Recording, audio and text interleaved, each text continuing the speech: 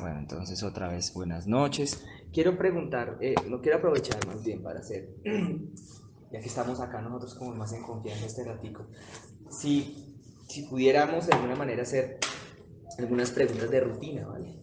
Así como de rutina. Quiero preguntar una cosa, de los que son del ministerio que están aquí presentes, ¿cuándo tuvieron la oportunidad de escuchar la predicación del pastor de Canadá? ¿Ninguno? ¿Ninguno? Caramba, bueno, listo, los invito a que la escuchen, entonces no puedo preguntar cosas de esa predicación. Bueno, esta sí es porque honestamente no me acuerdo muy bien. ¿De qué fue la palabra el domingo pasado? La tuya. Sí, no me acuerdo bien. El que tenga sed, que viniera el Señor Jesús y le doy Listo. que tenga sed, venga. Bueno, listo. Es que me llamó mucho la atención la de Canadá porque empezaba con el mismo texto bíblico y las mismas palabras. Exactamente igual. El enfoque de la palabra era otro, iba a otro lado, pero empezaba exactamente igual. Y yo, uy, qué impresión. Parece que hubiera un Dios en los cielos que estuviera orientando las predicaciones en las iglesias. Porque fuera demasiada coincidencia, había empezado con el mismo texto bíblico. Bueno, ¿y alguien recuerda de qué fue la palabra hoy hace 8 días? Vamos a dar puntos. No, puntos no, porque no podemos. Los dones. ¿Era los dones o los ministerios? Uno de los Bueno, vale. Los 7 dones del Espíritu Santo. No. Era Hoy hace 8 días. Hoy hace 8 días predicó yo, Juancho. Exacto. De la unidad. De la unidad. Vamos a empezar a entregar puntos. Bueno, bien, de los que respondieron bien, ¿cuántos estaban en el ensayo? ¿Todos? No, pero los hermanos que acaban de llegar, obviamente no estaban en el ensayo, pero los demás sí alcanzaron. ¿Ya no alcanzó a estar en el ensayo? Llegar a las con las 7 ya. Heidi, ¿desde que estar en el ensayo la más? ¿Ensayo? Sí, ¿no alcanzaste a estar? No, No, ahorita, hoy. ¿Hoy? Sí alcanzaste a estar. No ensayo, pero lo vi. No importa, ¿no? Alcanzaste. Y Angelita sí estuvo, ¿cierto? Y Valen parece que sí. ¿Y la alcanzaste a venir? ¿Y alcanzaron a tocar? ¿No? ¿No alcanzaron, Ramirito? Sí. ¿Alcanzaste a estar? Bueno, listo. Bueno, para la próxima, sí, chévere.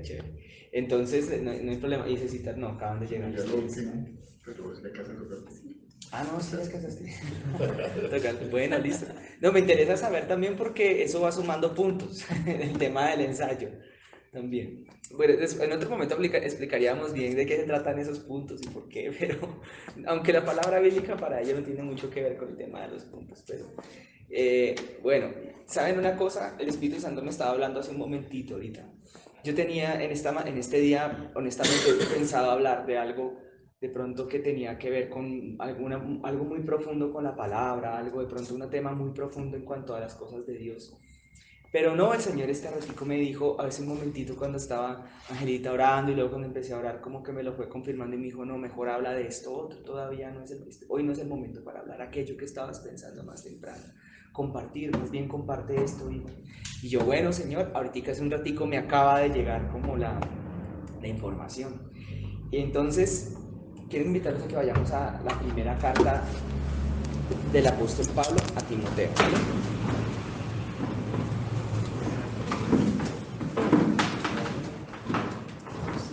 Quiero hacer otras preguntas. Voy a aprovechar para hacer más preguntas acá. ¿Cuántas cartas? Perdón. De la primera de Pablo a Timoteo. Primera de Timoteo, capítulo 1. Oh, no era el 1. Sí, capítulo 3 igual, no importa. Capítulo 3. Ya vamos para allá, pero... Gracias, vale. Listo.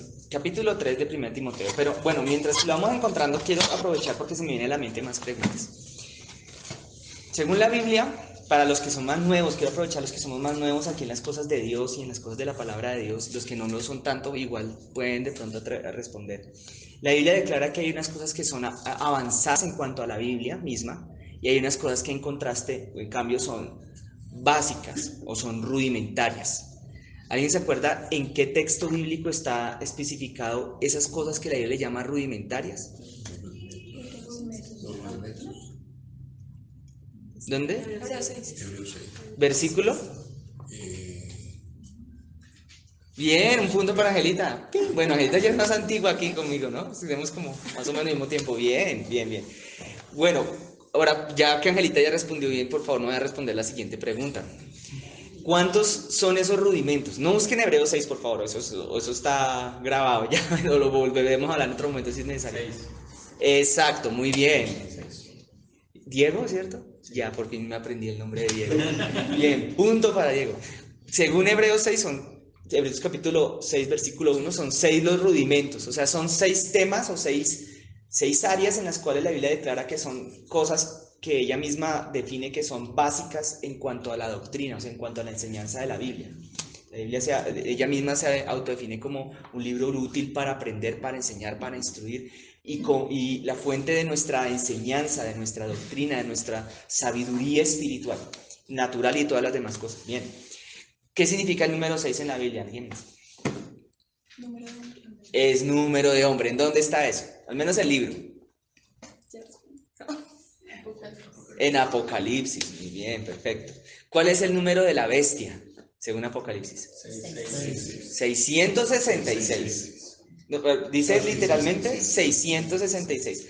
Si fuera 666 serían 3 números de la bestia, pero es uno solo y es 666 debido a que el número 6 es número de hombre. Y la bestia en Apocalipsis, hablando cosas aquí un poquito de escatología bíblica, el anticristo, bueno, la bestia, y ese ser que va a venir a gobernar en un momento, a intentar gobernar la tierra, a conquistar el mundo, y que va a regir con una mano durísima, aunque va a traer la paz mundial y a quitar el hambre del mundo por un momento, va a ponerle una marca en las personas que es ese mismo número, las va a colocar, la Biblia profetiza, en la frente o en la mano, y que nadie pueda comprar ni vender sino con esa marca. ¿Sí habían escuchado eso? Eso es una de las tantas profecías bíblicas que aún no se han cumplido. Hay muchas otras que ya se cumplieron o que están en este momento cumpliéndose en este tiempo, pero otras se cumplieron hace miles de años. Esa es una muy interesante y muy importante para poder entender y discernir los tiempos. Bueno, ese no es el tema de hoy, solamente quiero contextualizar para hacer preguntas y todos vayamos participando. Entonces, el número de la bestia 666 hace referencia a que como el 6 es el número que identifica en la Biblia al ser humano, porque el ser humano fue creado según Génesis capítulo 1 en el sexto día, en esos días que para Dios pueden ser como 1000 años, esos días espirituales en los cuales Dios creó, o más bien hizo la creación. Entonces el ser humano fue el sexto día. Y claro, 666 es porque hay un 6 para el espíritu, uno para el alma y uno para el cuerpo, pero eso ya no vamos a profundizar tanto por allá el día de hoy. Ahora, otra pregunta, entonces ya que los veo todos así, pilos y sabios. A ver, una menos útil, pero que igual es bueno saberla, aunque no es tan útil saber esto. ¿De cuántos libros se compone la Biblia? ¿No sabes? Heidicita, ¿tampoco sabes? Trunco, chavos. Bueno, no, Diana tiene cara que aquí se... Ahí está el número. Cecita tiene cara que ya sabe. 48. No, no. Vale. ¿De qué número estábamos hablando? 66. Estamos hablando del número de la bestia, que es 666. Ahora, es que el 6 en sí mismo no es así bueno ni malo. 666 es el número de la bestia, porque es llevar al ser humano a su máxima expresión. Casualmente los libros de nuestra Biblia son 66. Solamente 66. ¿Alguien tiene alguna pregunta? ¿No? Aquí es donde normalmente sale la pregunta de las personas curiosas, sobre todo aquellos que todavía no son cristianos, son los que más preguntan eso. Y levantan la mano y dicen, no, ¿y por qué la Biblia católica tiene más libros? ¿Ustedes nunca se han preguntado eso? Bueno, no le voy a preguntar a Diana porque Diana tiene una cara que ya sabe. Diana sí sabe, ¿cierto? ¿Sabes la respuesta, sí? Sí. ¿Quieres saber? Bueno, yo creo que también la sabes. Angelita también ya sabe la respuesta, ¿no? Sí. Porque la Biblia católica tiene más libros y porque uno ve una Biblia, llamémosla entre comillas cristiana, y tiene menos. ¿Alguien más sabe la respuesta? Además, ¿tú no sabes por qué? No, pues creo que es porque la iglesia ha hecho estos libros y los ha adicionado a la Biblia, Bueno, ya va a pero empezar. como textos pues de la iglesia católica, ¿no? Bueno, una respuesta que se aproxima. Casi. Sí, pero puede ser más específico. Voy a explicarlo ahora sí rápidamente. Por favor, pregunten cosas y si ven que se les surge la Lo vaya por tergiversar. ciertos textos de los otros libros. Parte, muy bien, ahí está en parte la razón, sí. Bueno, vamos a ver un poquito, les voy a contar un trocito de historia, ¿vale? Si el tema que el Señor me dijo que hablé hoy igual está aquí en Timoteo, lo vamos a leer ahorita en Timoteo, ¿vale? Pero esto es muy útil, esto sí es bastante útil saberlo, más que saber cuántos libros tiene la Biblia, en cambio esto sí es mucho más útil en cuanto a la vida práctica, claro está. Resulta que la Biblia que nosotros conocemos en los tiempos de Jesús todavía no había sido terminada de ser escrita. La Biblia que nosotros tenemos, todos nosotros, en ella hay una subdivisión en dos grandes grupos de libros. ¿Quién sabe cuáles son esos dos grandes grupos de libros? El Nuevo y el Antiguo Testamento. También se puede traducir al español como el Nuevo Pacto y el Antiguo Pacto. Ambas traducciones son válidas. Entonces, en los tiempos de Jesús, cuando Jesús vino y se presentó a sí mismo como el Mesías, como el Hijo de Dios, como el mismo Dios hecho carne, se empezó apenas ahí a escribir algo que nosotros conocemos hoy como el Nuevo Testamento. Apenas se empezaba a escribir. O sea, los libros de Mateo, Marcos, Lucas, Juan, esos evangelios que se llaman, son las visiones de todo, o más bien la perspectiva desde Mateo, desde Marcos, desde Lucas y de Juan, del evangelio de Jesucristo.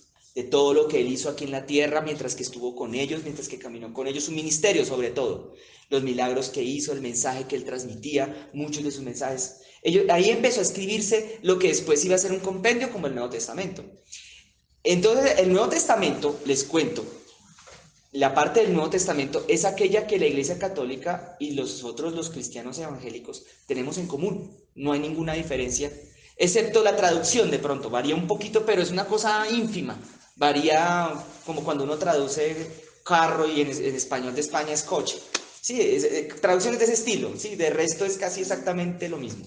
Se podría leer el Nuevo Testamento y daría exactamente el mismo resultado leerlo en la versión más popular en la Iglesia Católica, que es la Vulgata Latina, y la Dios habla hoy. Esta traducción que nosotros tenemos, la más popular dentro del pueblo cristiano, ha sido la Reina Valera hasta hace unos pocos años, porque ahora empezó a coger fuerza una traducción que se llama lenguaje original y lenguaje actual, la NBI, pero son simplemente diferentes traducciones que se hacen de textos muy antiguos que al pasarlos al español se buscan en algunos casos que tengan un lenguaje más moderno. En lo personal, yo me quedo con la Reina Valera, que es una traducción un poco más antigua, que de pronto cause un poquito más, sea más difícil al principio poder entender el significado de las cosas porque se apega un poco más al idioma original. Entonces es un poco más difícil al principio, pero tiene muchísima más profundidad a la hora de uno sacarle el jugo a los textos bíblicos. Cuando ustedes ya leen la Biblia, los que son más nuevos, ¿no? Antiguos, ya leen la Biblia todos. ¿Alguna vez se han pues, propuesto leer la Biblia al menos una sola vez completa? ¿Quién ya lo pudo hacer? ¿Quién ya lo logró? ¿Cuántos somos los que la leímos una vez completa? Levantemos la manita. Yo solo el Nuevo Testamento. ¿Solo el Nuevo? Yo no Listo, perfecto. Bien. Bueno, yo no es un tema con el cual uno deba alardear de ninguna manera, pero si estuviera aquí el pastor Mauricio, estaría diciendo qué vergüenza, hermano, ¿cierto? Deberíamos haberla leído al menos 7 veces. Bueno, a los que somos antiguos, claro. Él nos llama la atención a los que somos antiguos. Yo le he leído tal vez unas 4.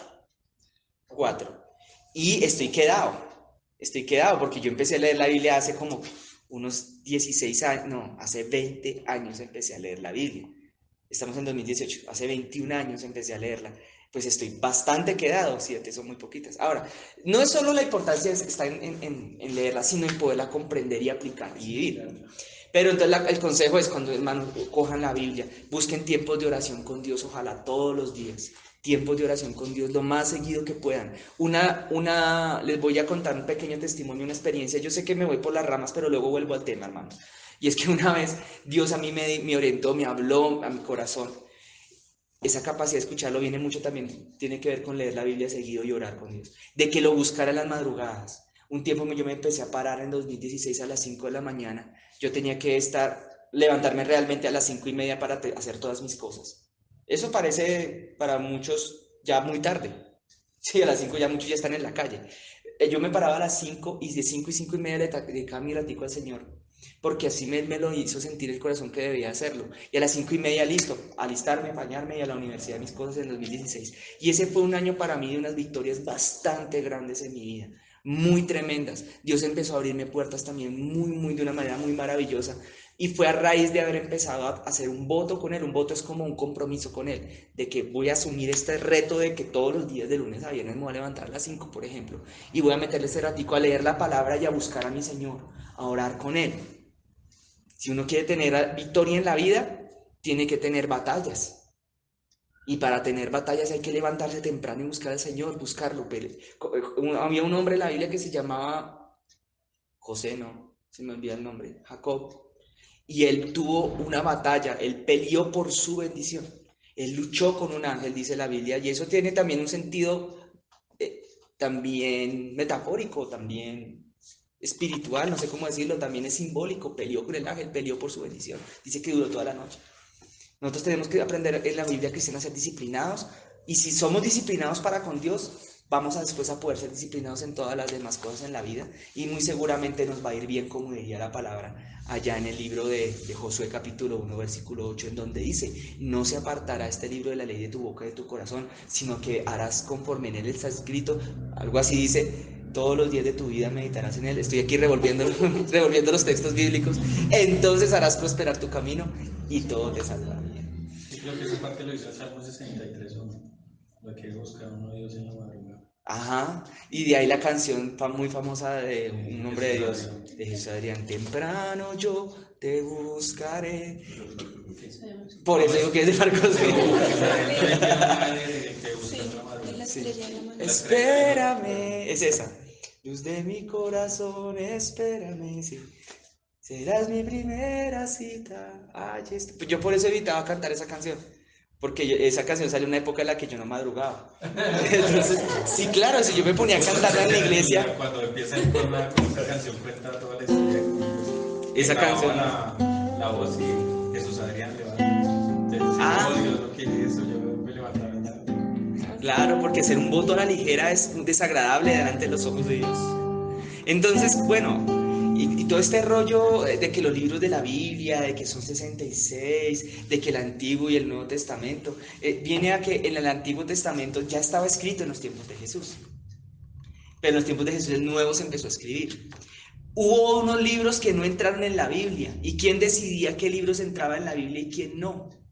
Bueno, eso es lo que hay que explicar para poder entender por qué nuestra Biblia hoy es diferente a la de la Iglesia Católica Apostólica. E incluso, bueno, sí, voy a explicarlo con cuidado. Hay un debate, una discusión.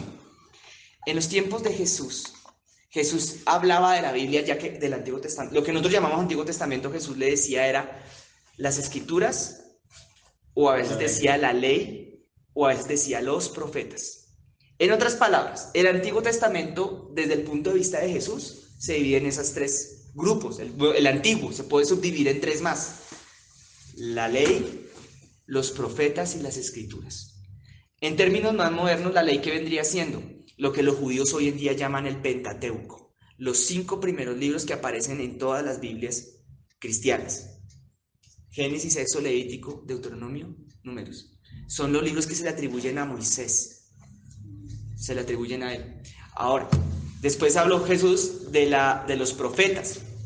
Jesús y los mismos apóstoles, cuando empezaron a hablar en el Nuevo Testamento, citaban libros del Antiguo. Estaba el profeta Daniel, y nada más y nada menos que el profeta Isaías. No sé si ustedes recuerdan del profeta Isaías, que era un profeta que, cuando Jesús dijo que se cuenta que Jesús se paró en un templo y empezó a leer, el profeta estaba leyendo Isaías 61, aquí mi siervo. Bueno, en donde dice: el Señor me ha ungido, o el Señor, ¿cómo es que dice? Para de ayuno, 61 o 61. El Señor me ha ungido para predicar, para llevar la palabra, bueno, en fin. Exacto. O sea, habían libros del Antiguo que se citaban en el Nuevo. Entonces, ello iba reforzando cuáles libros del Antiguo Testamento realmente eran sagrados. O sea, dícese, inspirados por la voz y la boca de Dios a los hombres que en la antigüedad los escribieron. Habían los libros históricos, que eso ya serían los profetas, la ley y las escrituras. Ahí entraban los demás. Había muchos profetas. Si ustedes ven el Antiguo Testamento, no está en orden cronológico. Está por esa clasificación. Primero empieza la ley, los primeros 5. Luego empiezan un poco de libros históricos. Desde Josué hasta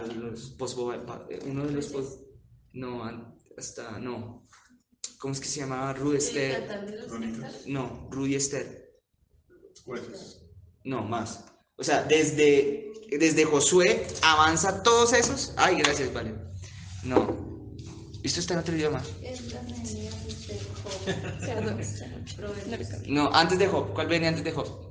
Esther. Esther. O sea, desde el libro de Josué hasta el libro de Esther, ahí están todos los históricos del Antiguo Testamento.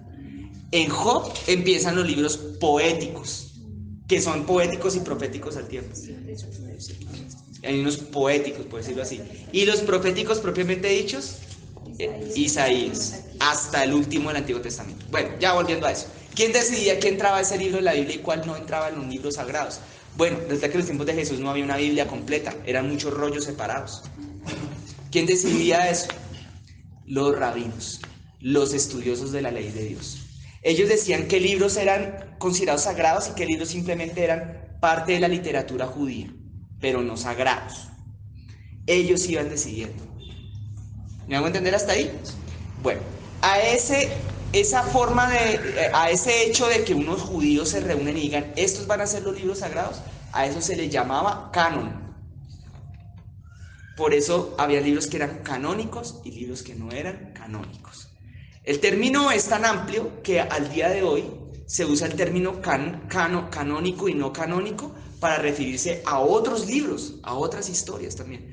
Por ejemplo, los libros que se escriben en las sagas de ciencia ficción del siglo XX, que inspiran películas, y luego sacan series de televisión. Hay series de televisión que son canónicas y hay series de televisión que no son canónicas. O sea, que van acorde a la historia y que no van acorde a la historia, las no canónicas, sino que van aparte de la historia, son como paralelas, como que tienen y no tienen que ver. No sé si me entienden de qué estoy hablando. Es más como negocio que como historia. Pasó con la saga de Star Wars. Star Wars son canónicas, un jurgo de películas, como 3 trilogías y una que van a sacar. Pero hay unas series de televisión y de dibujitos animados que no eran canónicas, o sea, contradecían la historia original, aunque tenían cosas que tenían que ver. ¿Me hago entender o no? ¿Qué es canónico y qué no es canónico? Listo. Así en los tiempos de Jesús. La discusión empezó después porque después de que murió Jesús empezaron a aparecer libros que fueron escritos también, digamos, después de los tiempos de Jesús. Los apóstoles fueron los que empezaron después a reunir y a mirar qué cosas tenían que venir en el Nuevo Testamento y qué no, qué libros eran sagrados del Nuevo y cuáles no. Y ahí es en donde aparece el apóstol Juan en el libro de Apocalipsis. Y el mismo Señor le dice, sella este libro de esta profecía. Pero es que la Biblia dice que toda la Biblia es la profecía. Y no se le agregue ni una jota ni una tilde, y hay una palabra de maldición fuertísima al que le agregue una palabra, una letra a ese libro de la profecía que Apocalipsis describe como toda la Biblia. Ya ahí se cerraba la Biblia, no se podía meter ningún libro en el Nuevo Testamento. Cosa que violentó una secta en el siglo XVIII y XIX un grupo llamado los mormones. ¿Sí sabían que ellos violentaron esa ley? ¿No sabían? ¿No han escuchado hablar de los mormones? Sí. Ellos tienen 3 evangelios, 3 testamentos, no 2. Y el tercero empezó como las grandes sectas han empezado. Todas las grandes sectas han empezado de la misma manera. Porque supuestamente, o probablemente, se le apareció un ángel a un hombre y le dijo, te voy a revelar la verdad. Así empezaron los testigos de Jehová, así empezaron los mormones y algunas sectas suicidas que hubo en el siglo XX en varios lugares del mundo. El líder, aparece un líder y dice, a mí se me apareció un ángel y me dijo, este es el fin del mundo. Así empezaron los testigos de Jehová, supuestamente en 1914, pero no ocurrió en 1914. Los testigos de Jehová mandaron a hacer una casa para tener a Moisés y a Elías en esa casa, porque está profetizado que aparentemente van a volver, y la casa se quedó para que viviera el líder de la secta, porque ellos nunca llegaron en esa época. Creían que el mundo iba a acabar en 1914. ¿Cómo empezó eso? Porque es que se le apareció un ángel. Los mormones igual. Se le apareció un ángel a un tal José Smith, o no sé el nombre, el primer nombre. Le dijo, hay un tercer testamento que nadie sabe. Y ahí estaba violentando lo que decía Apocalipsis, en donde no le agregarás nada a esta Biblia. Y que se fue a buscar unas tablas por allá de oro, allá en Norteamérica, y que aparecieron, pero que se le perdieron, pero que afortunadamente antes de que se le perdieran las alcanzó a transcribir. No hay ningún sustento arqueológico de ninguna manera que sustente realmente que esas tablas eran precolombinas y que es el Tercer Testamento. Entonces, así muchas sectas. Por eso, hermanos, ustedes no deben dejarse engañar nunca por cualquier viento de doctrina que vengan por ahí a enseñarles, y sobre todo mirar el fruto que dan esas personas. Hay que tener un cuidado tremendo con los testigos de Jehová. No sé si ustedes han escuchado hablar de ellos. No más que uno lea un poquito de eso. Una persona que en ese grupo, para que sepan el fruto, entiendan, conozcan el fruto. No podemos ahondar en la doctrina y en los errores doctrinales de interpretación de la Biblia que hay entre los testigos de Jehová, porque eso es tema como para un seminario bíblico. Pero si ustedes miran una persona que está ahí, allá se les enseña que tiene que estar aislada del resto de la sociedad. Y se les enseña que si comete un pecado lo echan de la iglesia y le obligan a sus familiares a romper contacto con esa persona. Como la cienciología. Sí, igualito. ¿Y dónde empezó? Esa es más terrible. Esa es más tenaz. Allá sí que el aislamiento es terrible, la presión social es violenta. No son hijos de nadie. Sí. Les aíslan la familia y los hijos de... Pero Sí. quedó en el aire la pregunta de por qué la Iglesia Católica, la Biblia Católica tiene más leyes. Ya voy, gracias por dar eso. Ahora, bien. Entonces, sí. Entonces, ocurrió que fueron pasando los años. Empezó a haber controversias en los tiempos después de los apóstoles de qué libros tenían que entrar en el Nuevo Testamento y cuáles no.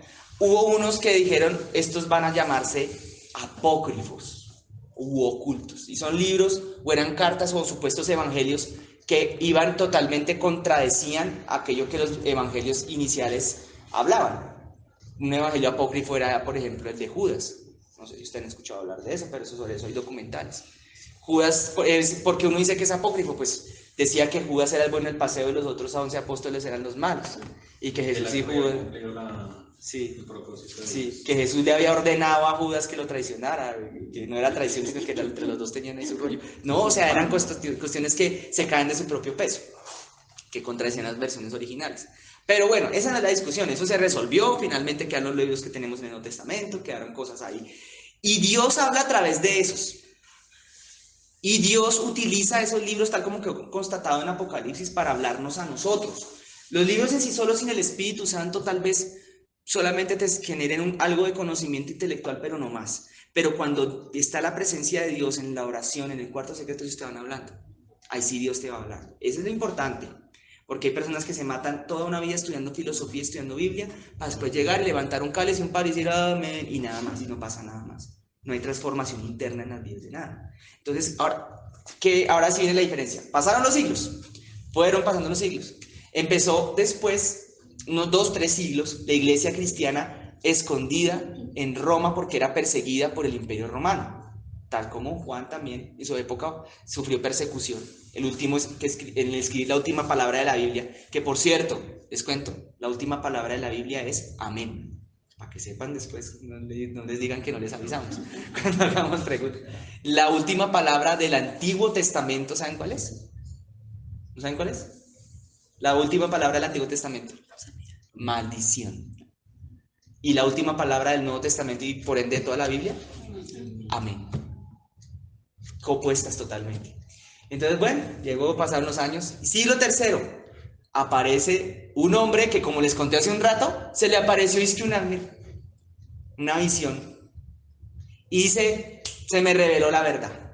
En el siglo III, un soldado romano que peleaba, un general romano luchando por unificar el reino de Roma que se estaba desboronando, se le aparece una visión de una cruz y dice, ¡ah! Esta es la verdadera religión, no, este es el verdadero Dios. Y escuchó una voz que le decía, en mi nombre, en este símbolo vencerás. Entonces el hombre vence efectivamente, derrota a los otros ejércitos que se estaban sublevando al Imperio Romano y unifica Roma y dice, esta va a ser la religión a partir de hoy oficial de Roma y se la vamos a imponer a todo el mundo a las malas. Bueno, así no lo dijo exactamente, pero más o menos ustedes entenderán que era una época de emperadores, no es como ahora que hay democracia, ¿no?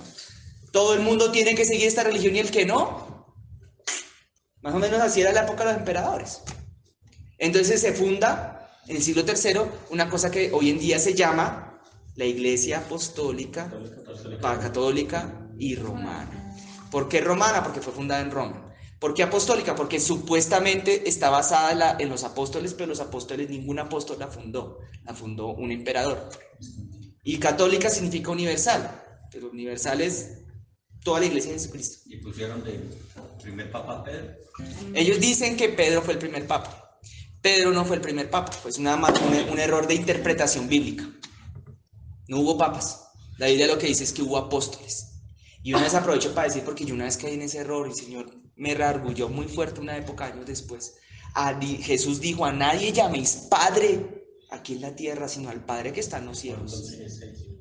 ¿Y qué pasó con ellos? Que ellos dicen, pues obviamente para justificar que son los legítimos, dicen que tienen los huesos de Pedro enterrados debajo de la Basílica de San Pedro, dicen que Pedro fue el que la fundó. No, en la época que eso se fundó, la iglesia era algo subterráneo y de un momento a otro, ahora es lo oficial, pueden salir. Entonces quedan como, ups, podemos salir. Ustedes se llegan a imaginar que un momento ser cristiano fuera ilegal y un momento para otro fuera legal, y que el líder de la iglesia se autoproclamara, así mismo el líder de la iglesia, y los que estaban allá en las catacumbas salían como que, ¿y nosotros qué? ¿Dónde quedamos?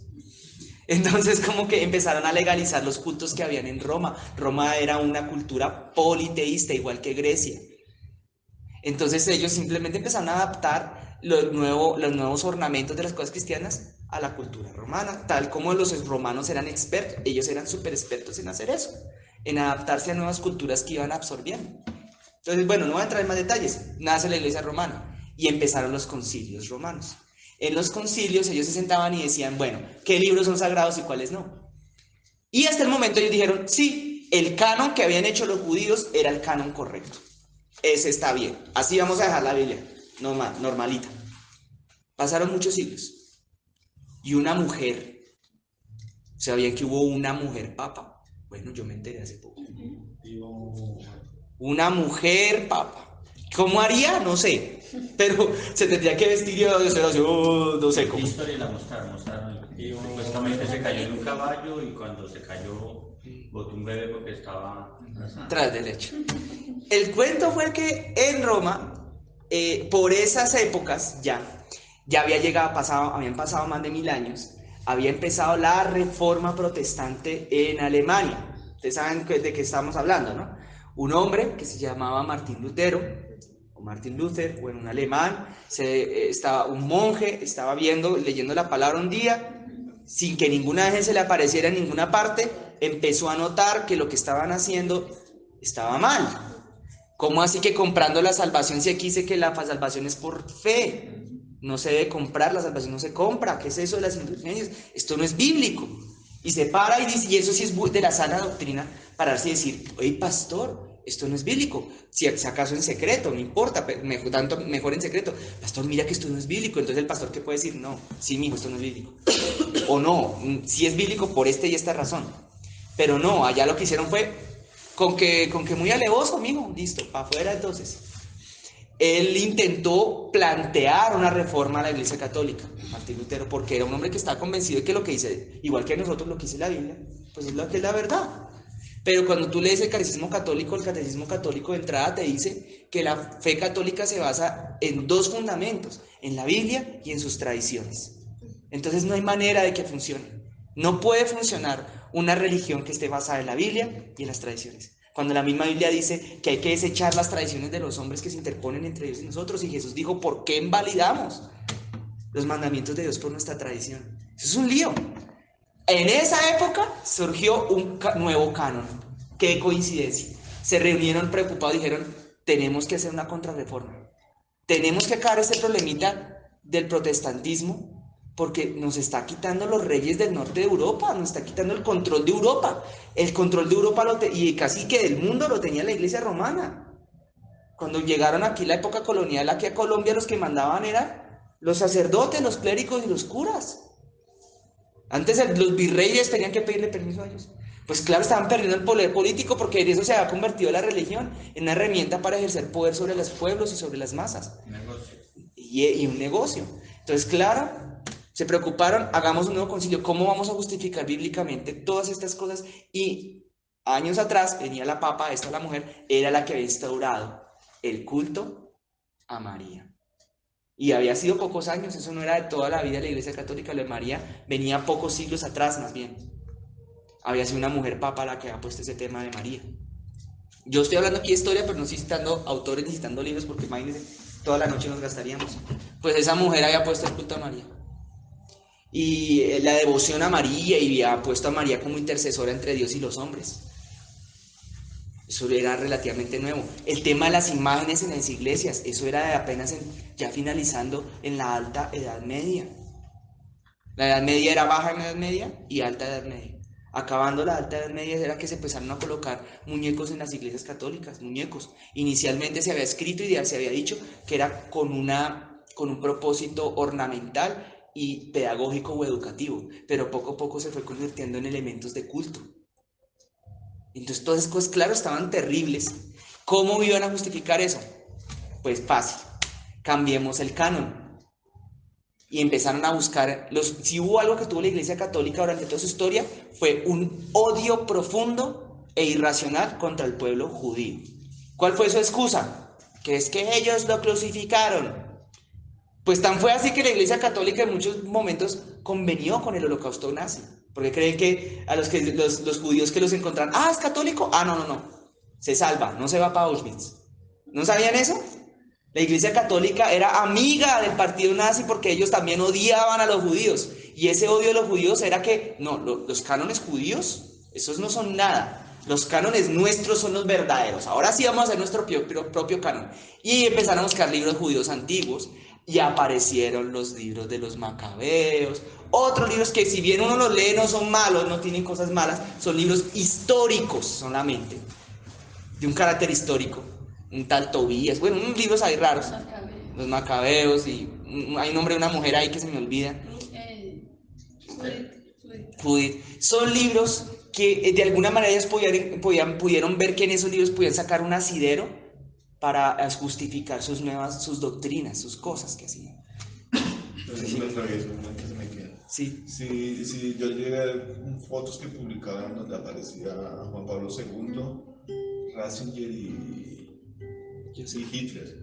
Aparecían fotos cuando estaban en encuentro. Que Ratzinger hizo parte del ejército alemán. Increíble, Joseph Ratzinger. Este es un misterio hasta este momento, porque Ratzinger abdicó de su papá. Porque él abdicó, solo 2 papas han hecho eso, que él abdicó de su papado. Dijo, no, yo ya no quiero ser más papa, me voy a descansar. Y eso es un misterio, que algo estaba allá adentro raro. Y salió este argentino. Pues que se murió a los 33 días. Que duró unos días nomás. Que muchos creen que lo envenenaron. Son historias locas pasan allá. Ay, sí, para eso sí están esos escritores que pusieron a hacerse esos libros de Dan Brown. Esas vainas raras, pero bueno, no vamos a entrar allá. O el Código Da Vinci. Exacto, de eso estaba hablando yo. Entonces, ¿qué ocurrió? Ellos hicieron su canon y ahí salieron los otros libros. Y ahí salieron. Entonces, claro, ¿qué te va a decir un católico que está en el engaño profundo de esas filosofías y doctrinas que hay allá? No, es que ustedes los cristianos le sacaron libros a la Biblia, pero la verdad histórica es que nosotros no le habíamos sacado nunca nada. Eran los que estaban en los tiempos de Martín Lutero. Los tiempos ahí estaban en esa época.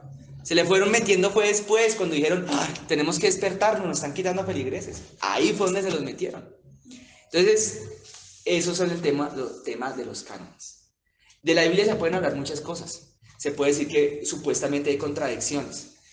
Hay errores de traducción seguramente. Hay muchísimas cosas que se pueden decir raras, pero la verdad es que la palabra de Dios es esa Biblia, pero decodificada a través del Espíritu Santo. Y Él es el que realmente nos guía y nos dirige a la verdad de Cristo. La presencia de Dios a través de la fe. Leer la Biblia sin fe nos coloca en el nivel simplemente de unos meros intelectuales. Y ya.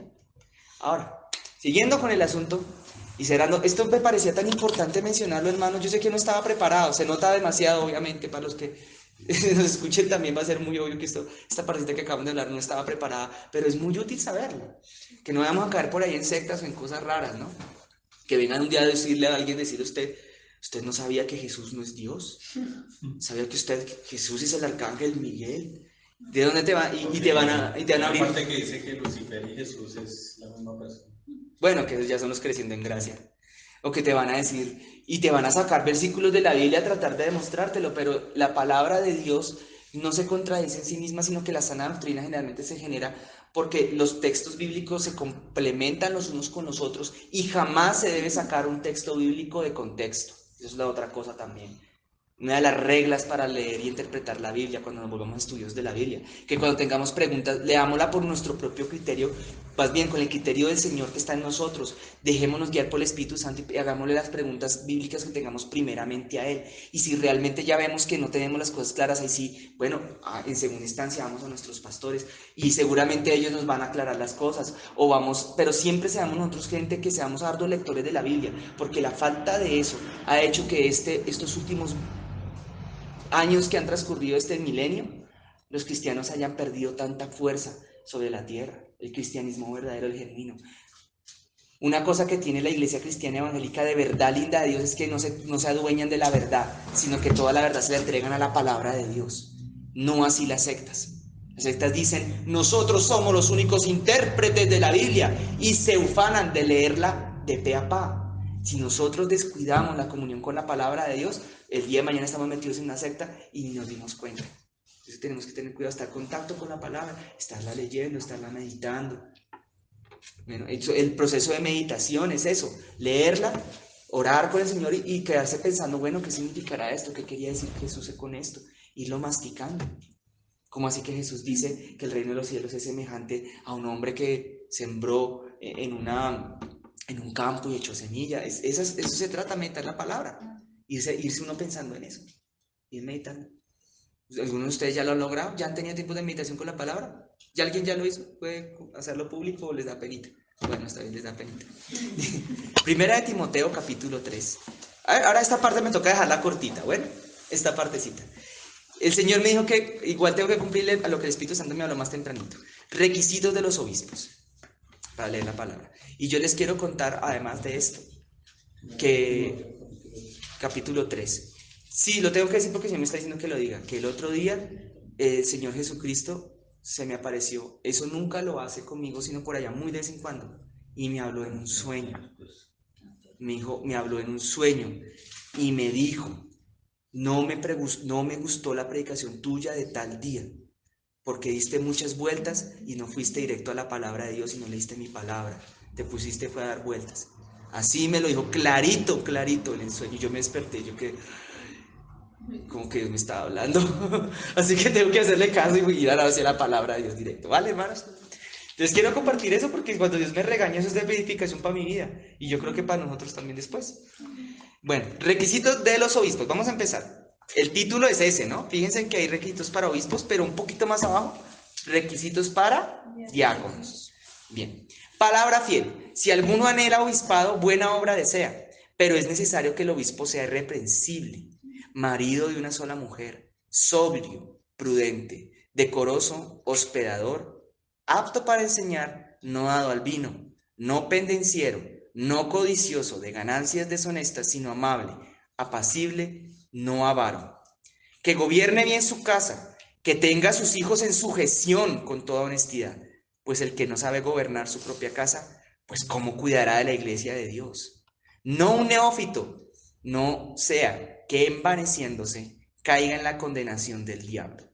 También es necesario que tenga buen testimonio de los de afuera, para que no caiga en descrédito y en lazo del diablo. Vamos a hablar que obispos puede entenderse como personas que en otra palabra diría el mismo Pablo a Timoteo, personas que están encargadas del ministerio de la palabra.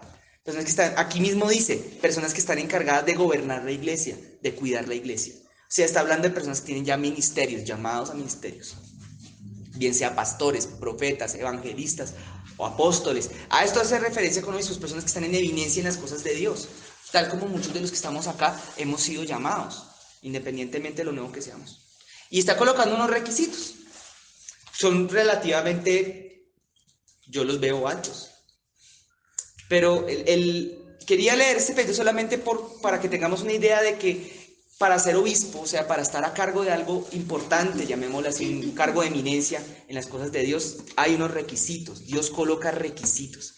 Pero quería hacer énfasis ahora, esos requisitos serán en otro momento objeto seguramente de análisis, de que los miremos, pero obviamente se habla de que sea una persona que sea irreprensible, o sea, que sea intachable en su vida, que tenga una sola esposa, que no ande borracho, que, bueno, todo ese cuento de, por ejemplo, de decoroso es que se vista bien, que se vista con decoro, es no andar llamando la atención en la forma de vestir, o sea, ser una persona demasiado llamativa, sí, que mírenme, no decoroso es sí, lo contrario a ostentoso. Hospedador es una persona que abre la puerta de la casa para que las demás personas puedan ir o cosas de esas, ¿no? No, dice apto para enseñar, obviamente, es que sepa enseñar, no borracho, no pendenciero, no codicioso de plata, por decirlo así, que sea amable, apacible, es una persona tranquila, que no sea avaro, que gobierne bien su casa. Es muy importante. Cuando alguien se pare a predicar en una iglesia, tiene que ser una persona, y eso es una palabra que a mí me coge y me pasa el filo de la espada todos los días de mi vida, así por acá, porque el día que yo deje de gobernar bien mi casa, la Biblia me va a decir a mí que yo no soy apto para predicar la palabra en esta iglesia. Yo tengo que gobernar mi casa bien, tener mi casa en sujeción. Si en mi casa yo llegase a tener mi esposa, mis hijos, se me rebelan, yo tengo que coger al pastor y decirle: pastor, ¿sabe qué? Voy a ir a ordenar mi casa. Voy a meterme en oración y a pedirle perdón a mi esposa y a mis hijos. Voy a ordenar mi casa y luego volvemos y hablamos y vuelvo y doy la palabra.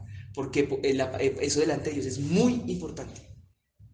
Claro, aquí estoy hablando a varones, pero si es una mujer, pues lo que tenga ella a cargo tiene que someterse a ella, no su esposo, porque el esposo no está a cargo de la esposa bíblicamente. Entonces ahí sí ya no es asunto de ella, pero igual dice que se tiene que sujetar muy bien a su esposo en caso de que sea una mujer. Tiene que estar sujeta y obediente. Bueno, eso es una serie de cosas que la palabra de Dios está diciendo. Ahora, dice que tenga buen testimonio, etcétera, etcétera. Requisitos de los diáconos. Ahora, presten atención, hermanos. Ahora sí, aquí es en donde en este punto esto enlaza, porque yo les preguntaba que el ensayo, que este cuento del ensayo y tal. Bueno, porque hay un cambio, otra clase de oficios en las cosas de Dios que son más generales. Es más, puedo pensar que aquellos que empiezan, que algún día Dios los va a usar para ser usados con la palabra, o por ejemplo lo que mi Dios me dio el privilegio también de la alabanza, probablemente empezaron o empezamos en cosas más pequeñas llamadas diaconados. Y diaconados, la palabra describe en el libro de los Hechos de los Apóstoles, que eran personas que servían en la iglesia a las personas. Por ejemplo, unos les llevaban el plato de comida. Suena extraño en este tiempo, pero es que en la antigüedad terminaban los cultos y habían diáconos porque todos se sentaban a almorzar después del culto, juntos, y llevaban el plato de comida. Eso lo hacía un diácono. ¿Sí me entienden? Que otra cosa es, nosotros los que hacemos, los que estamos aquí en la alabanza, ministrando al Señor aquí con la adoración, eso puede ser entendido también como un diaconado, aunque tiene que ver con los oficios sacerdotales, tiene que ver con la palabra sacerdocio, es un diaconado también. ¿Sí me entienden, hermanos? Lo que se hace con los niños en la parte de arriba, ¿eso qué es? Un diaconado. Si alguien se para afuera un día, que le ha tocado últimamente a don Ramirito, y mirar los carros, ¿eso cómo se llama? Un diaconado. ¿A quién le están sirviendo los diáconos? Al Señor Jesucristo. ¿Quién es el que tiene que mirar su esfuerzo y darle las gracias? El Señor Jesucristo. ¿De quién viene la recompensa y la bendición por servirle? De Jesucristo. Y esas son cosas que hay que anhelarlas y hay que buscarlas. Ser diáconos, porque servir al Señor, aunque a veces no se note tanto en la natural, es uno de los más grandes privilegios que cualquiera de nosotros, y me incluyo, hayamos podido tener en nuestras vidas. O por lo menos así yo cuando lo empecé a entender, Dios sí abrió puertas en mi vida, fue cuando Él me dio el privilegio y el permiso de poderle servir en algo. Así que hermanos, busquémoslo, anhelémoslo. El otro día yo compartía, y esta palabra el Señor me la ha insistido mucho, aunque no es el centro de esta palabra del día de hoy. Si nosotros tenemos dones, Jesús habló en una parábola que Él repartió dones a todos nosotros. No sé si han escuchado esa parábola, se llama la parábola de los talentos. Él nos dio a todos nosotros dones. Es más, mientras que estamos en la iglesia, o sea, en el cuerpo de Cristo, o sea, congregándonos, Él nos reparte a todos dones y talentos.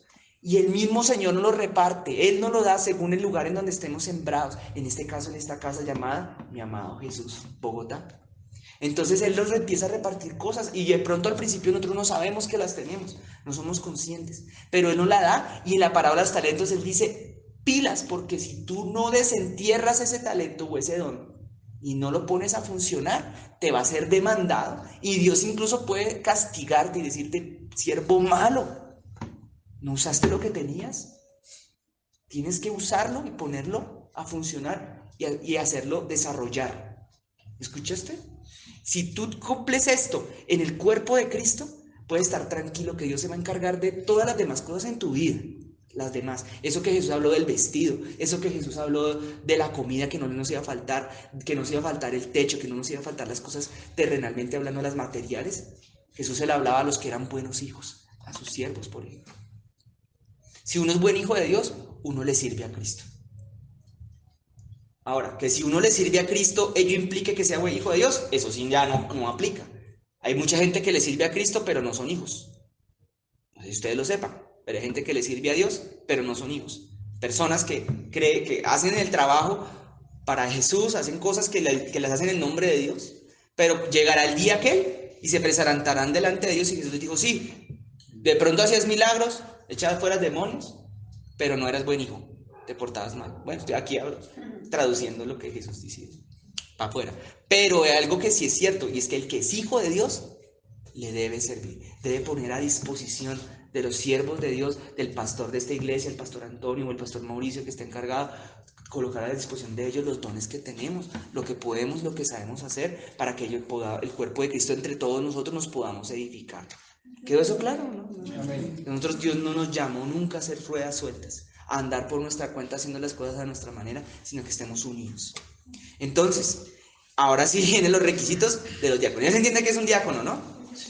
Y si alguien viene y pasa delante el día de la cena y parte el pancito y lo reparte, ese es un diácono. Pero si alguien de pronto el Señor lo tomó por el Espíritu Santo y hubo necesidad de ayudarlo a que se sentara otra vez, ese es otro diácono. ¿Y ustedes creen que cualquiera, así nomás cuando entra a la iglesia, ya puede ser diácono? Pues no. Hay unos requisitos. Ahora estoy terminando la palabra de Dios, terminando. Los diáconos asimismo deben ser, número uno, ¿qué cosa? Honestos. Entonces, primera cosa, primera cuestión. Cuando uno entra al Evangelio de Jesucristo, uno tiene que empezar a limpiarse, uno tiene que empezar a buscar cosas que de pronto en otras ocasiones se han hablado, pero más adelante seguramente el Señor les volverá a decir, que es nacer de nuevo, limpiarse de la maldad, de algunas costumbres que se tienen en este mundo. Una de las primeras que son ya, que tienen que estar descartadas de nuestra vida si queremos ser dignos o aspirar a ser usados por Dios, es la honestidad absoluta. Honestidad. El pastor Carlos Andrés hablaba allá en Canadá, era de toda humildad. Y ahora quiero hacer un paralelo con eso y decir toda honestidad, con absoluta honestidad, en nuestras vidas, en todo. Que hayan cosas que estén fallando y el Espíritu Santo nos reargulle, eso es otro cuento. Uno va cambiando y uno va arrepintiéndose y va mejorando con el Señor. Pero si todavía somos deshonestos o mentirosos en algo, más bien arrepintámonos, porque el servir al Señor y mezclar con esas cosas puede hacernos daños a nuestras propias vidas y a las demás.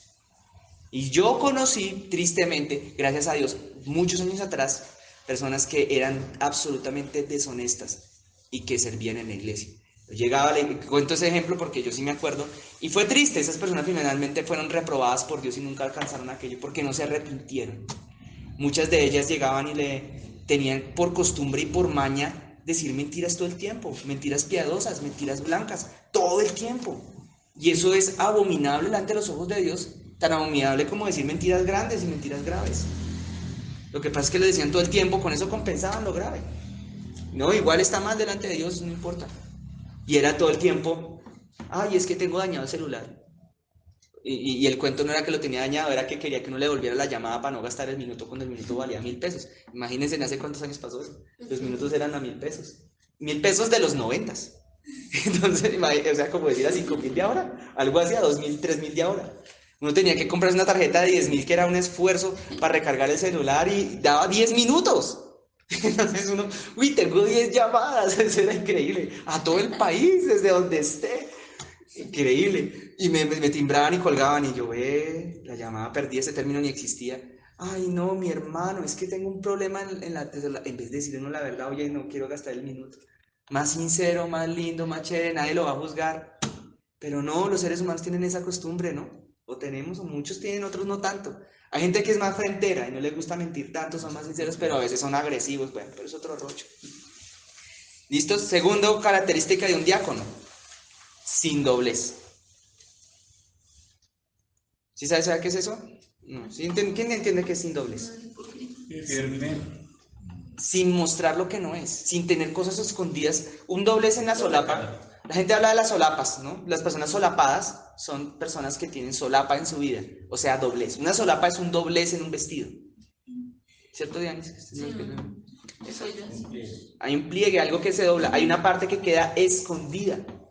No deben haber cuestiones dobleces en nuestras vidas, escondidas, ocultas.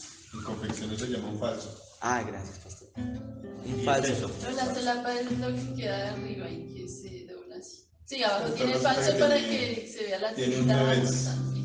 Entonces le llaman un falso. En confección le llaman un falso. Eso, Sí, un falso. lo que queda bajito es falso. Y literalmente es un Ahora, falso, ¿no? O sea, es esconder la verdad. como Exacto. se dijo que O que anda ocultando las cosas de su propia vida, ocultando su propia condición y mostrándose como no es, sino como desea que los demás lo vean.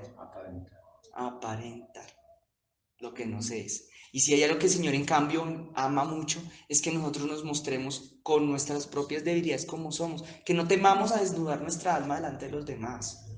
Eso es una señal de humildad. Demostrarnos con nuestras fortalezas y nuestras debilidades tal como somos, porque Dios así nos aceptó. Lo que pasa es que nos va limpiando y nos va perdonando. Y es más, les agrego, y nos va usando. Eso es un conflicto, eso es un lío para los que son siervos de Dios también. Que en la casa que entonces se les saltó el mal genio y cogió uno la escuela, puso así duro porque le saltó el mal genio y por eso ya tiene que salir a predicar. Entonces, sí ve el pastor, sí ve el cristiano. Eso sí va a la iglesia, ¿no? No, les digo porque eso puede pasar. Y más si el familiar de uno no es cristiano. Pero hermanos, el ser sin doblez es que uno pueda mostrarse como es y no tener la necesidad de aparentarle a nadie. Sí, soy así y la embarré, pero le quitas el y qué. Bueno, eso sí se lo quitas. La embarré, pero mi Señor me voy delante de Él, no va a humillar, me arrepiento y voy a volver a buscar su gracia y su misericordia. No, más bien me arrepiento, sí. Y busco su gracia y busco su misericordia. Y agacho la cabeza cuando me digan algo. No así los fariseos hipócritas. Entonces, ¿qué tiene que tener? Sin doblez. Miren todo lo complejo que es para que alguien pueda subirse aquí a la alabanza. Es que a veces uno dice, no, cualquiera sube a la alabanza. No, hermano. O cualquiera puede cuidar afuera carros. No. ¿Cualquiera puede aquí ayudar a servir la cena o a poner las sillas? No. Imagínense esos requisitos.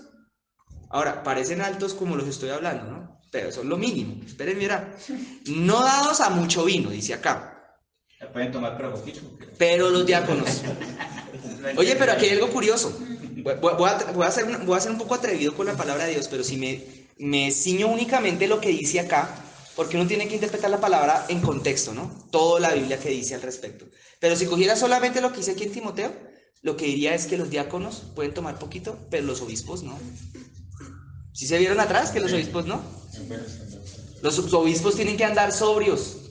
En cambio los diáconos, sí. En cambio los diáconos se les dice no mucho vino. Ahora, si a mí me preguntan, yo le diría, deje el águila, vaya dejándolo atrás.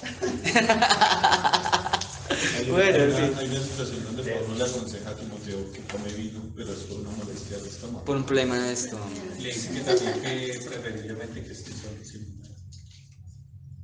Sí, eso es un consejo para todos, pero pues eso ya es un doble de contingencia. contingencia, sí, el que tenga el don. El que tenga el don. O el que en su pasado fue alcohólico. Pues hombre, aléjese del trago. Su vida pasada fue alcohólico. Tuvo problemas con el trago. Aléjese de eso. Había un pastor que un día cumplió años, le compraron una torta y no se dieron cuenta los que le regalaron la torta que estaba llena de vino. Se comió la pedazo de torta y todos quedamos rojos. El pastor también dijo. ¿Sabe qué hizo? Se sintió mal, agachó la cabeza y dijo, me retiro. Pero se fue y se metió con el Señor. Sí, pero pues fue otra cosa, ¿no? Bueno, continuemos.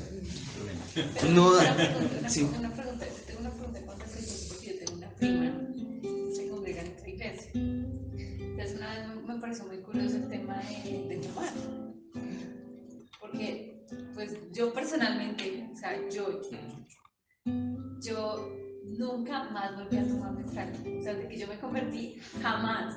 O sea, yo no he vuelto a probar nada. ¿Sí? Entonces me pareció curioso porque ella lleva como 3 años, creo. Ya lleva 3 años en esa iglesia. Entonces un día yo fui a visitarla y ella me iba a dar cerveza. Yo, venga, una corona, venga. Y ella corona para reina. Ella se congrega pues a su iglesia. Y me dijo, y yo le dije, no, yo no tomo. Me dijo, ¿cómo así? Me dijo, eso no es pecado, eso no tiene nada de malo. Entonces yo le dije, no, pero yo no tomo, o sea, a mí no me gusta. O sea, yo desde que me convertí, a mí me dejó de gustar el licor, ni siquiera el olor. O sea, yo olía y yo sentía como repulsión.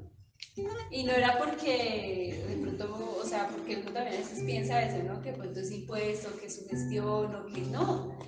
Yo me acuerdo que en algún momento tuve la oportunidad también de tomar así y no, o sea, no siento como esa.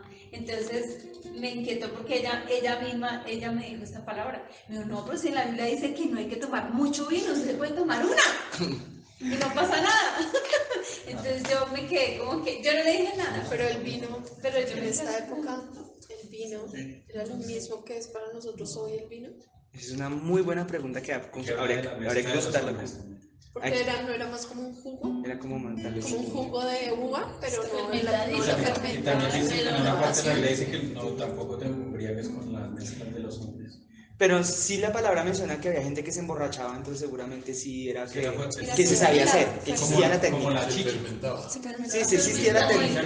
como el guarapo, la chicha. Pues Pues no sé, o sea, yo hago la pregunta porque no, está bien, está bien. Realmente ahí y podríamos ir a los principios, ¿no? Jesús siempre decía, ¿cómo era en el principio? Él devolvía con otra pregunta. ¿Cómo era la cosa en el principio? Antes de la ley de Moisés. ¿Cómo era la cosa en el principio? ¿Se la pasaban borrachos o se la pasaban sobrios? ¿Cómo era la cosa en el Edén? ¿Cómo era ahí entonces en el principio? Porque es allá donde el Señor nos quiere llevar. ¿Cómo era ahí la cuestión? Preguntaría. Bueno, todo el mundo busca justificarse. ¿Y el para Pablo qué? dice, bueno, todo me es lícito, pero no todo. Todo me conviene. Y no me Entonces ahí jala. claramente se ve que su prima ya se dejaba dominar de... Exacto. Porque el apóstol Pablo dice, todo me es lícito, pero yo no me quiero dejar dominar de esas cosas. O sea, no es correcto, ¿no? Exacto, tal cual. El dominarse, por ejemplo, que puede implicar como un vicio. Ahora, imaginémonos también, preguntémonos esto, ¿y para qué lo estoy haciendo? ¿Cuál es el fin? Porque en esta sociedad, de lo poquito que he podido conocer de personas que tienen ese hábito, la verdad, cuando entre más mundanos son más honestos en eso, le dicen a uno, no, pues porque la sensación de la embriaguez me desinhibe y me anestesia de lo insípido y lo horrible que es mi vida de lunes a jueves. Y por eso anhelan el viernes, realmente, porque eso no es solamente un discurso socialista, es un discurso moral. La gente anhela el viernes porque están esclavizados. Los que anhelan mucho el viernes, en buena medida les ocurre eso y odian en los lunes, están esclavizados en un sistema, están metidos en una vida que es insípida, que es aburrida y que es triste. Todo el sentido de la palabra es patética. Entonces cuando llega, lo único que tienen para poder mitigar ese dolor en su alma tan profundo que es vivir para pagar cuentas y moverse en un transporte público, entonces es anestesiarse los viernes. Entonces, que alguien tiene el trago como anestesia, está mal. Necesita urgentemente de Jesucristo, que le llene su dolor, que le cure su dolor. La palabra dice en otra parte, antes bien, no os embriaguéis con mosto, sino más bien sed llenos del Espíritu Santo. Él es el cura para el dolor del alma. Pero si alguien está embriagado con vino o con televisión, o ahora hoy en día con internet, mal usado, está igual de todas maneras anestesiando su alma del Espíritu Santo. No tiene nada que hacer con un anestesiado, con un drogado, porque cumplen el mismo rol que desempeñan las drogas en la sociedad, una anestesia. Son drogas, todas son drogas. Sí, una anestesia. Incluso después, cuando Noé también se emborracha después de la destrucción, y nuevamente los... Exacto. Ahí me acordaba de las consecuencias. Otra vez empiezan todos los problemas cuando se emborrachan. O lo emborrachan las hijas, ¿no? La historia es que las hijas lo emborrachan. No, se emborracharon las hijas. Se emborracha él. Y estuvieron con él. Y están con él, sí. Dicen, ay, sí. Sí. Bueno, terminemos con este texto. No das a mucho vino, no codiciosos de ganancias deshonestas. Creo que esta parte sí se explica sola, ¿verdad? ¿Saben? Les voy a hablar de una ganancia deshonesta. Rápida, puntual. Utilizar los subsidios que paga el Estado, que paga el Distrito de Bogotá, para que las personas mayores de edad puedan movilizarse para hacer negocio con eso. Entonces, vender los pasajes a 2.000. Sí. Porque están ganando deshonestamente un dinero que salió de todos nosotros que pagamos nuestro pasaje Transmilenio completo y que se saca un subsidio para los mayores de edad, para los ancianos. Y están utilizando, abusando del Estado, del distrito de nosotros. Están abusando, nos están sacando la plata del bolsillo. Es como si un hijo le pide, papi, dame esto porque quiero comprarme un dulce. Y no se compra el dulce, sino que coge el dinero para empezar a vender cosas, para hacer negocio. Es un subsidio. Y nos están sacando la plata. Eso se llaman ganancias deshonestas. Algo súper metido en esta sociedad, en esta cultura. El otro día mi esposa, ella así como ella sí no se queda callada, yo soy más diplomático. Ella no. Si se le enfrentó, eso es robar, eso es deshonesto. La persona otra se le volvió, ¿entonces qué? ¿Entonces qué? Yo le dije, amor. Esa es una forma de sobrevivir. Ah, sí, le dicen. Esa es la forma que Pero no están siendo honestos, realmente. Es absolutamente deshonesto. La gente, sí, mi esposa le dije, no, amor, tengan cuidado porque el otro día, por estar en esas mismas, un taquillero de tu llave lo asesinaron. O sea, bueno, ten cuidado, pero ella sí va de una pan. Lo que Sí. llama el colombiano la malicia indígena. La malicia indígena que nos tiene fregados. Siguiente, que guarden el misterio de la fe con limpia conciencia. Que sea gente de fe. Y la limpia conciencia significa algo que habla en Hebreos, que dice que la sangre de Cristo limpia nuestras conciencias, que nos es ministrada por medio del Espíritu Santo. Que seamos de fe y que tengamos la conciencia limpia, que andemos en arrepentimiento con el Señor. Y estos también, y esta es la parte que me gusta, y estos también sean, ¿qué cosa? Ahora entienden por qué yo ando preguntando cosas. Yo no soy todavía el pastor. Bueno, no sé si lo logre algún día. Si pasa el examen y la prueba para ser porque el que predica aquí la palabra no, eso no significa que sea pastor. Ser pastor es algo más allá. Pero mire, una cosa de pastores, y ojalá de jefes, los que van a ser jefes, se someten las personas a prueba. Han de ser sometidas a prueba. Eso no es malo, eso es bueno. En la empresa donde trabaja mi esposa, les cuento un chisme. No, porque le dice que los chismes son obras de la carrera. Les cuento una historia. Hoy expulsaron a una persona, nuevamente, muchos que han expulsado en la empresa donde ella trabaja, porque se descubrió que estaba haciendo algo deshonesto. Y era por ganarse 3-4 minuticos atendiendo a un paciente, porque ella trabaja en el área de la salud. Omitía hacer una parte del procedimiento que era como insignificante, la omitía. Echarle unas goticas de un líquido en la boca a la persona para que se le viera donde tiene placa bacteriana. No sé si ustedes se lo han hecho. Omitía eso, pero lo ponía en el sistema que lo había hecho. Pero que lo ponía para ganarse un poquito de tiempo y poder atender más pacientes. La empresa dijo, eso es deshonestidad. Para afuera. Chao. Y por la puerta. Vete. Y así han sacado gente en este tiempo, así. Y yo digo, ¿sabe qué? Yo le dije a mi esposa, yo celebro esa mentalidad de esa compañía. Yo la celebro. Y me alegra que sea la más grande EPS que hay. Bueno, tal vez la más grande. Por ese lado. Ahora, los siervos y hombres de Dios deben ser así. Te ponen a que primero, antes de tú poder decir, uy, voy a servir al Señor, más que sea porque haya una necesidad en la iglesia, sea porque fuiste sometido a prueba y pasaste la prueba. Y eso me recuerda a la película aquella en donde había unos empleados, un empleado cristiano aspirando a un trabajo. Como por raro era mexicano en la película porque era en Estados Unidos, entonces por raro tenía que ser el mexicano de la película. Llegaba, ahora le estoy buscando trabajo, mi chamaca, ¿qué vamos a hacer? Entonces, en la fábrica tal, y bueno, llegaba a la fábrica tal, y llegaba a los jefes, el jefe y el contador, y le separaba el contador así, y el jefe en el escritorio y el contador de pie, cruzado los brazos de atrás. Es una película, es ficción. Y le decía el hombre, necesito que me hagas un favor. Yo te voy a dar el trabajo, te voy a dar un aumento, te voy a dar no sé qué, te voy a colocar a cargo, pero necesito que me hagas algo, por favor. Mira, este sábado que viene, anota menos cajas de las que llegan. Anota que llegaron menos. ¿Listo? Pero recibes todas. Y pues somos del mismo equipo y tal, le decían. O sea, lo mismo que estaba pasando con los que no pero el hombre dijo, uy, esta prueba de Dios. Tienes un día para pensarlo. Y te damos el aumento, y el man se fue para la casa y lloró y todo el cuento, y habló con la mujer y oraron a Dios y se dieron cuenta que no. Señor, como que, a ver, mi hijo, ¿qué te pasa? Entonces se fue y llegó el otro día y le dijo, no, jefe, no puedo aceptarlo, mire, lo que pasa es que, qué pena, pero yo soy cristiano y pues esto va en contra de mi fe. Entonces el jefe se para con cara así y les tiende la mano y le dice, mi hijo, por fin el primero que sirve. Usted fue el primero que respondió bien lo que tenía que responder. Vaya a nómina y que le firmen que ya era su contrato. Era una prueba. Y funcionamos al revés, ¿no? Hay una historia de expreso bolivariano que el jefe personal, cuando citaba a todos los que iban a ingresar como conductores, y les decía, ¿usted roba? Pues no lo recibía porque todos robaban. En ese gremio toda la vida han sido deshonestos, mochilean por el camino, hacen todas las trampas que pueden haber porque supuestamente es la forma de rebuscarse el resto del salario, ¿no? Entonces, no lo recibía, todos los que le decían que eran honestos. Increíble. Y así funcionamos aquí, este país es Increíble. muy de pícaros, ¿no? Sí, increíble. Bueno, terminemos. Estos también serán sometidos a prueba primero, dice ahí, ¿se dieron cuenta? ¿Sometidos a qué? A prueba. Por eso vendrán días. De una vez se las cambio para que ustedes estén preparados. Claro que aquí nos estarán escuchando los pastores, ¿no? Seguramente. De pronto se rían cuando digan esto. Vendrán los pastores y nos van a poner a prueba a nosotros y ellos van a pensar, él de pronto no sabe que está siendo sometido a prueba, o ella.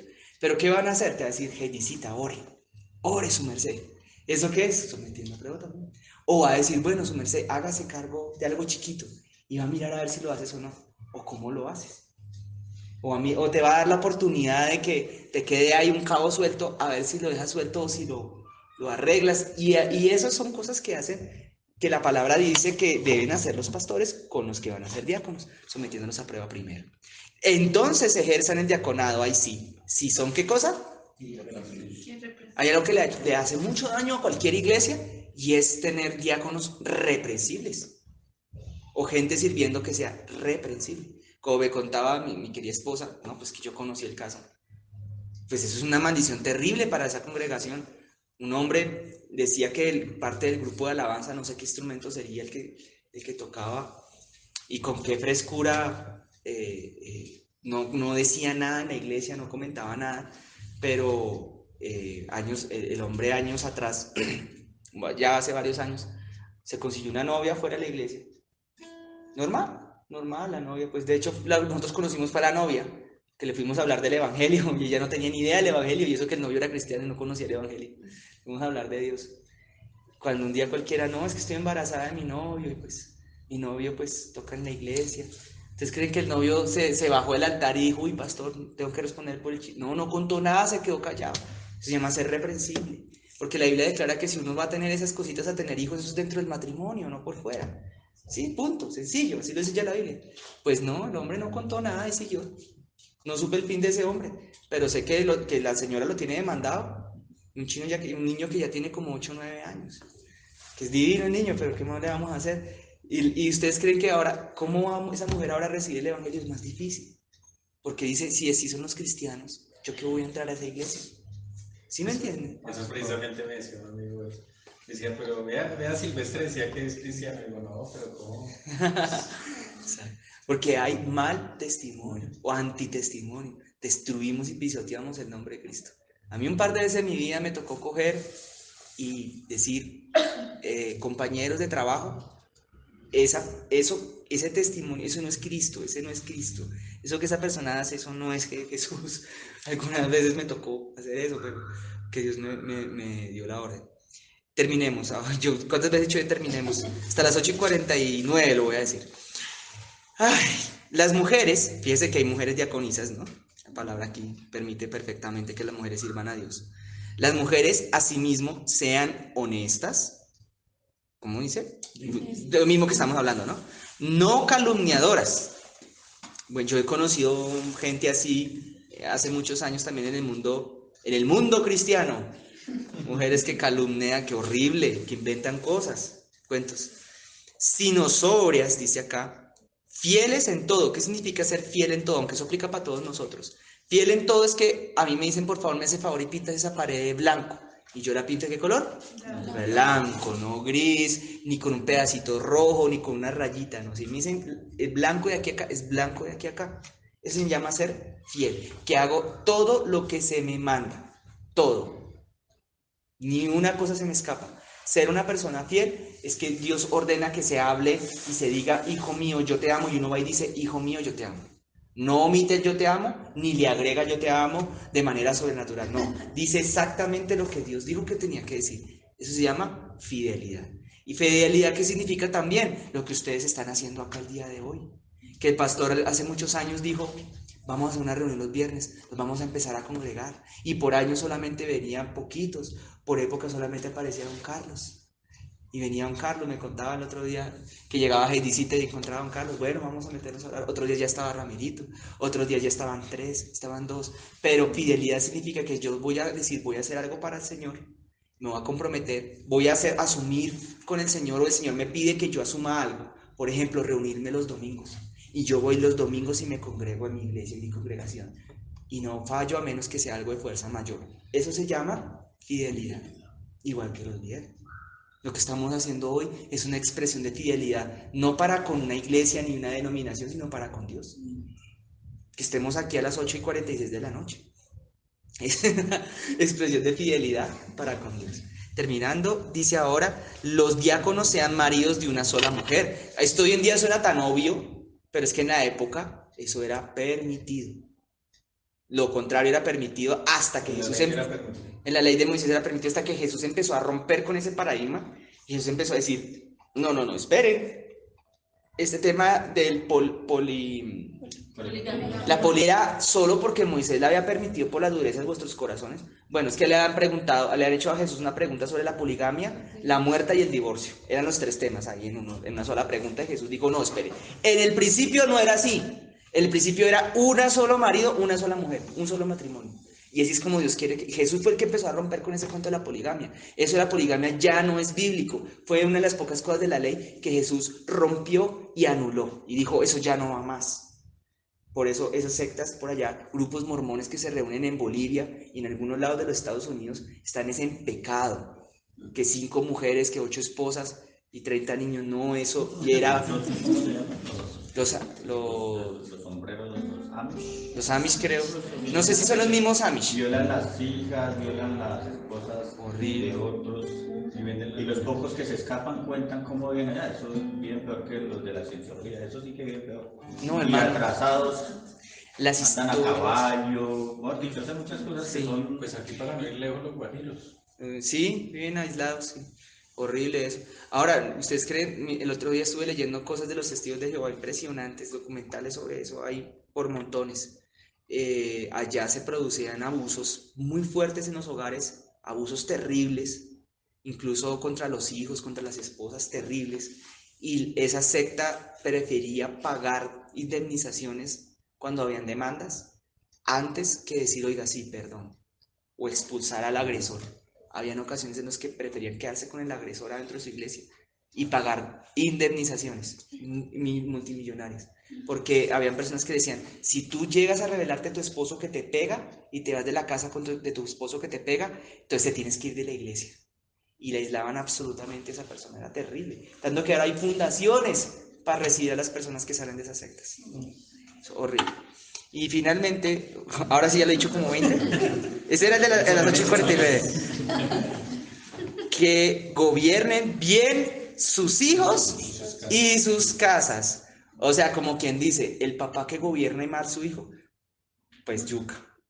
Ahora, no es que de pronto llegue a ocurrir, porque ya había ya ha habido casos de papás que gobiernan bien a sus hijos, pero los hijos igual se rebelan y se van. Eso no habla mal del papá, necesariamente. ¿Sí? Que un hijo se rebele y se vaya a la casa no significa que uno sea en ese momento un mal papá. Puede que de pronto en el pasado lo hubiera sido y yo hubiera desenfocado, eso es otra cosa.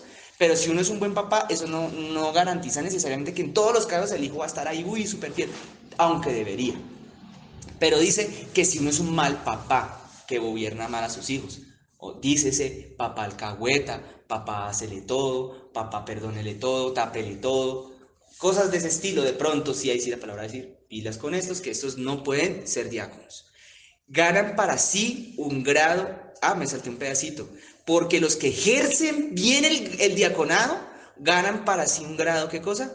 Honroso, y mucha confianza en la fe, que es en Cristo Jesús. Eso yo lo voy a traducir en esa última frase, en una implicación de esa frase, y es que si tú te encargas de las cosas de Dios y llegas a tener el honor de servir en la casa de Dios, incluso en esta misma casa en la que estamos nosotros sirviendo, que este será el último viernes seguramente que nos reunamos acá en este lugar, entonces Dios te va a dar si Dios te da ese privilegio, Dios se va a encargar, te va a dar un grado honroso, que eso también tiene que ver con que Dios se va a encargar de las cosas de ti después afuera de tu fuera en tu vida, en todos los aspectos, en todas las áreas. Yo lo he vivido. Yo puedo darles cuentas y recomendarles que servirle a Dios es de las mejores cosas que me han pasado en la vida. Yo no estaría aquí. No podría tener aquí un trabajo que tengo hoy, una universidad que tengo ahora, ni lo poquito que he logrado alcanzar a nivel humano, ante los ojos de los hombres, no lo he dicho yo realmente, ha sido Dios que ha trabajado por mí, porque yo realmente era un fracasado cuando llegué a las cosas de Dios y un mediocre. Y eso pues un poco ha cambiado en el sentido de que Dios es el que trabaja por mí, porque yo sí dije, me voy a encargar de las cosas de Dios, al menos en una sola cosa en la vida voy a tratar de ser bueno, aunque no lo haya logrado, pero voy a meterme a servirle al Señor. Desde el día que yo empecé a servirle a mi Señor empezó a bendecir mi vida. Y yo creo que eso puede pasar, es con cualquiera. Yo doy testimonio de lo que sé, por eso hablo en primera persona, pero yo sé que a muchos otros ya les ha pasado también. Entonces servirle al Señor es de lo mejor que nos puede ocurrir, nos puede suceder. Nosotros queremos que nuestra vida progrese. Una de las cosas que tenemos que hacer después de convertirnos y estas cosas y empezar a buscar de Dios en la oración, servirle. Eso es todo lo que el Señor quería decir el día de hoy. Ahora sí vamos a orar. ¿Listos? Padre que estás en el cielo, Señor maravilloso, te ruego ahora en el nombre de Jesús, Señor, que hagas caer otra vez tu gloria, Señor.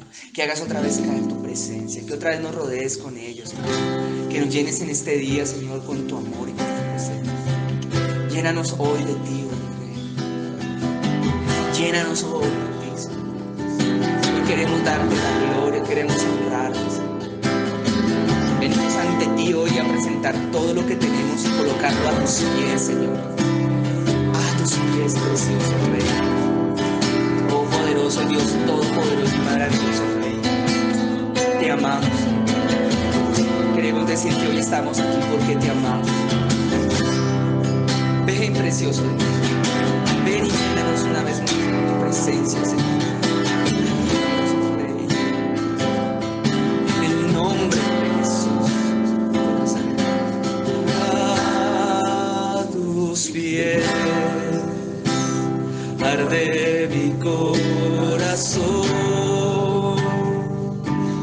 A tus pies entrego lo que soy. Es el lugar de mi seguridad,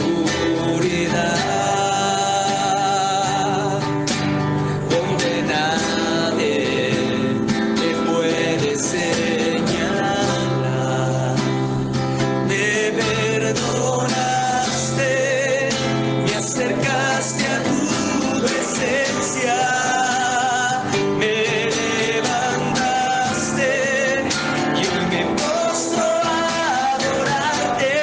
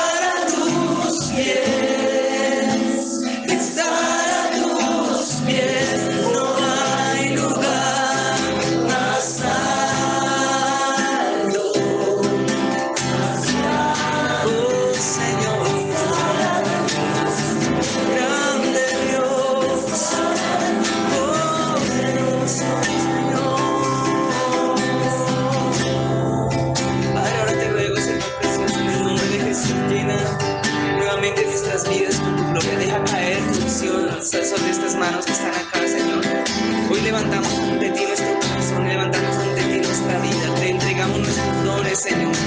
Te entregamos a ti, Señor, nuestros talentos. Te entregamos a ti nuestra disposición, nuestro corazón. Es tuyo, Rey. Toma las necesidades de todos nosotros, Señor, en tus manos. Toma las necesidades del Señor de nuestra vida. Nuestra petición y nuestra oración están ahora en tu trono, en tu mano, Señor. Y ahora levántanos como las águilas, Señor. Como las águilas, Señor. Venimos a ti, Señor, como tu palabra te dice. Levanta nuestras vidas, llénanos con unción tuya para servir, para trabajar en tu obra, para trabajar en tu viña, Señor. Yo sé, creo, Señor, que tú vas a trabajar también en nuestra vida, Rey. En el nombre de Jesús, úngenos, hermanos y hermanas que están aquí, Señor. Úngenos. Tu presencia misma nos llene de poder, de fortaleza nueva, Señor. Poder tuyo, Señor, en el nombre de Jesús de Nazaret. Aleluya, aleluya. No hay lugar más alto, más grande que estar a tus pies, estar a tus pies. No hay lugar más alto, más grande que estar a tus pies, estar a tus pies.